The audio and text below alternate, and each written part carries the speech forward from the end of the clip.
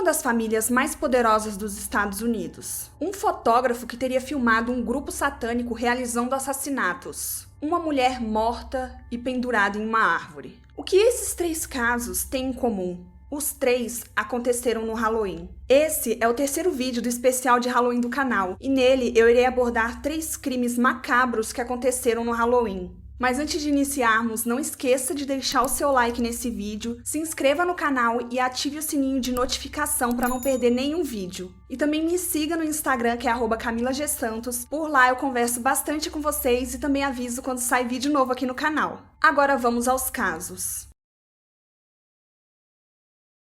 No dia 31 de outubro de 1975, um crime tornaria ainda mais assustador o Halloween das famílias ricas de Greenwich, uma cidade no estado de Connecticut, nos Estados Unidos. Um adolescente de 15 anos foi encontrada morta debaixo de pinheiros entre mansões luxuosas do bairro Bellhaven. O assassino? Evidências apontam que foi alguém do próprio círculo íntimo de amigos dela, mas esse caso tem muito mais mistério do que parece. Martha Moxley nasceu no dia 30 de agosto de 1960 na Califórnia, onde morou até os 14 anos, quando sua família se mudou para Greenwich. O bairro, habitado por pessoas ricas, era considerado o típico sonho americano. Casas bonitas, muito seguro, vizinhos agradáveis e todos se conheciam. Martha era uma menina inteligente, praticava esportes e não demorou muito para fazer novos amigos. Todos adoravam ela. No Halloween de 1975, Martha Moxley saiu com suas amigas e nunca mais voltou. Como já era de madrugada e ela ainda não tinha aparecido em casa, seus pais começaram a se preocupar e então ligaram para as amigas dela. Uma amiga de seus pais de Martha que ela estava com Michael Skakel. Michael Skakel é um membro da família Kennedy, uma das mais influentes dos Estados Unidos, apelidada de Família Real Americana. Os pais de Martha foram até a casa de Michael e ele disse que ela não estava lá. Algumas horas depois, uma outra amiga de Martha encontrou ela morta. Seu corpo estava embaixo de um pinheiro no jardim de uma das mansões do bairro. Ela estava toda suja de sangue e suas roupas íntimas foram puxadas até o tornozelo, mas posteriormente foi comprovado que não houve agressão sexual. Sua cabeça estava com marcas de batidas e um taco de golfe quebrado estava ao lado do corpo. Uma lasca do taco afiada também foi usada para perfurar o pescoço de Martha. Os golpes foram tão fortes que o taco se quebrou em 3 partes. Os investigadores descobriram que o taco usado para matar Martha pertencia a uma coleção que ficava na casa da família Skakels. Então, os investigadores concentraram a atenção em Thomas Skakel, irmão mais velho de Michael. Tanto Tom quanto Michael faziam parte do grupo de amigos de Martha, e as investigações apontavam que Tom tinha interesse amoroso na menina. Tom deu alguns relatos que não batiam com a investigação, mas ele foi submetido ao detector de mentiras e passou. Hoje em dia a gente sabe que detector de mentira não serve para muita coisa, né? O caso, envolvendo uma família tão poderosa, teve várias interferências, investigações paralelas e um jogo de poder que atrapalhou as investigações. Somente no ano de 1991, o caso foi reaberto e Michael Skakel passou a ser o principal suspeito. Uma investigação particular de uma empresa privada buscava limpar o nome da família Skakel.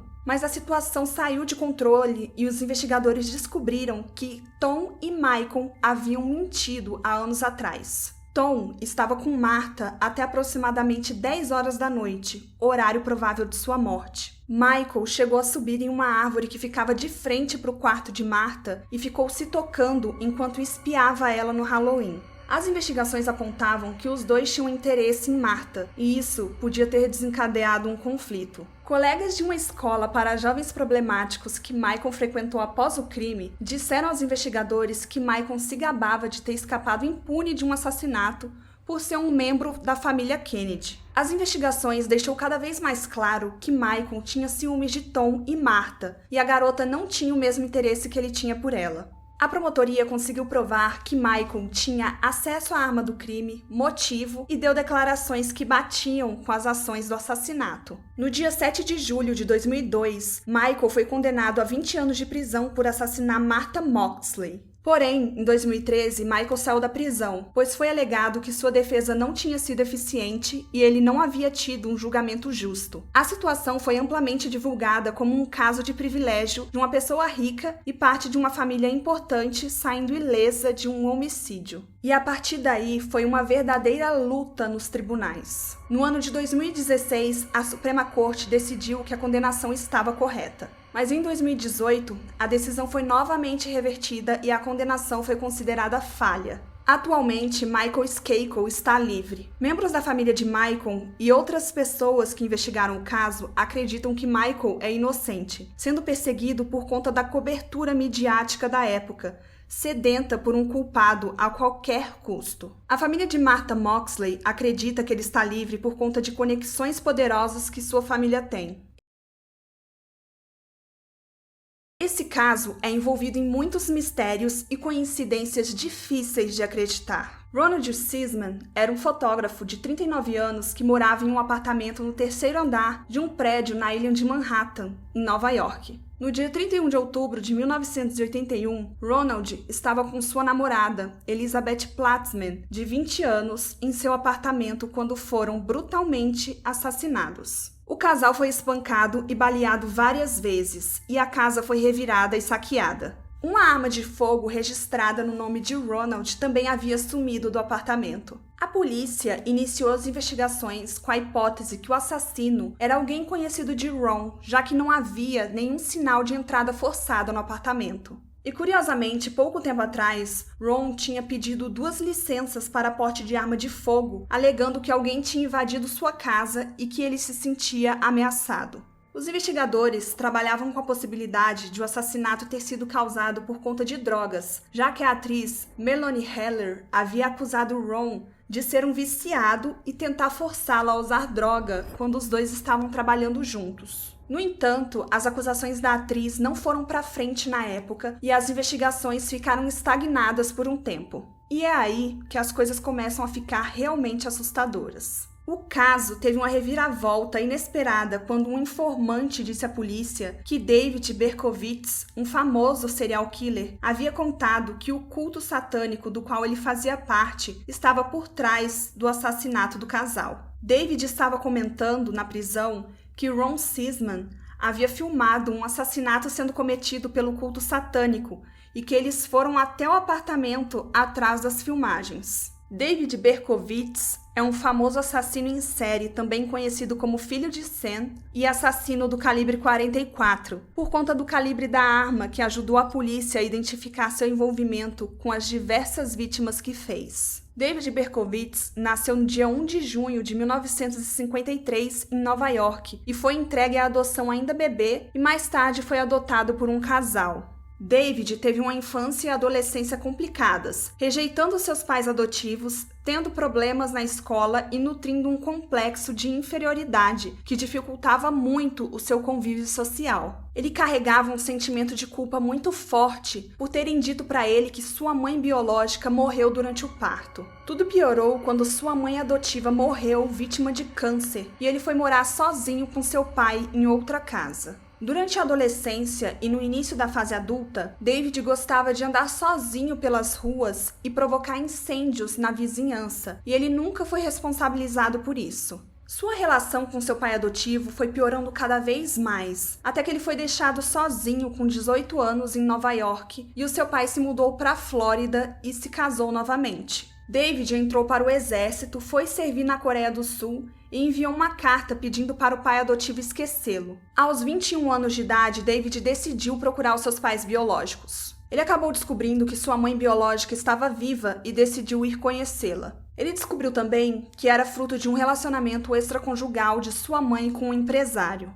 e que ela o entregou à adoção após o seu marido descobrir tudo e pedir o divórcio. David manteve algum tipo de relação com a sua mãe até que decidiu novamente se afastar e viver sozinho. Em 1975, David fez sua primeira vítima, uma mulher que não morreu após o ataque, mas precisou ser hospitalizada por ser atacada com uma faca de caça. Entre 1976 e 1977, David matou pelo menos 6 pessoas e feriu 9, mas assumiu a autoria apenas de 2 casos, dizendo que o restante das mortes foi causada por um culto satânico do qual fazia parte. David foi finalmente preso no ano de 1977, após uma das maiores caçadas a um criminoso na história da cidade de Nova York. O medo na cidade era tanto que as pessoas ficaram trancadas dentro de casa, aterrorizadas em pleno verão. David não parou de sorrir enquanto era preso e chamava a si mesmo de filho de Sem. Ele alegou que o nome filho de Sem era por conta das ordens que recebia do próprio diabo para matar, vindas de Sem Carr, o cão de seu vizinho.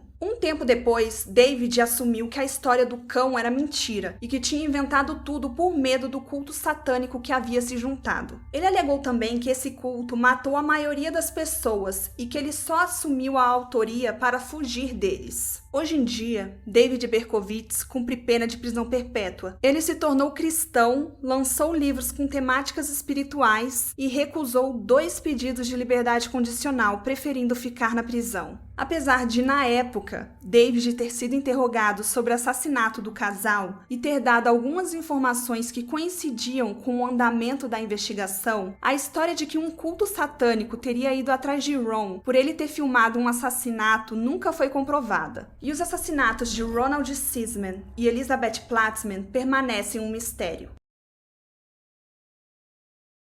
Esse caso é relativamente simples, mas não deixa de ser um dos mais assustadores do Halloween. No Dia das Bruxas de 2005, o cadáver de uma mulher que estava pendurada em uma árvore na cidade de Frederica, nos Estados Unidos, foi confundido com uma decoração de Halloween e ficou exposto por horas. As pessoas passavam por lá, tiravam fotos e ficavam elogiando aquela decoração de Halloween. Os policiais chegaram a receber uma denúncia de que a mulher, que não teve a sua identidade revelada, estava desaparecida. E os próprios policiais passaram diversas vezes pelo corpo dela sem perceber, porque acharam que era uma decoração de Halloween. E quando descobriram que se tratava de um cadáver, todos ficaram aterrorizados. A investigação constatou que a mulher subiu na árvore, se enforcou e tirou sua própria vida. Um caso um tanto parecido aconteceu na Austrália. Dessa vez, uma mulher criou um boneco de espuma para decorar sua casa no Halloween, mas não demorou muito tempo até a polícia bater na porta dela com denúncias de que tinha um cadáver em seu quintal. A situação gerou mal-estar entre os vizinhos. Bom, galera, esse foi o 3º vídeo do especial de Halloween do canal. Semana que vem eu estou de volta trazendo mais 3 casos que aconteceram no Dia das Bruxas. Vejo vocês no próximo vídeo. Até lá! Tchau!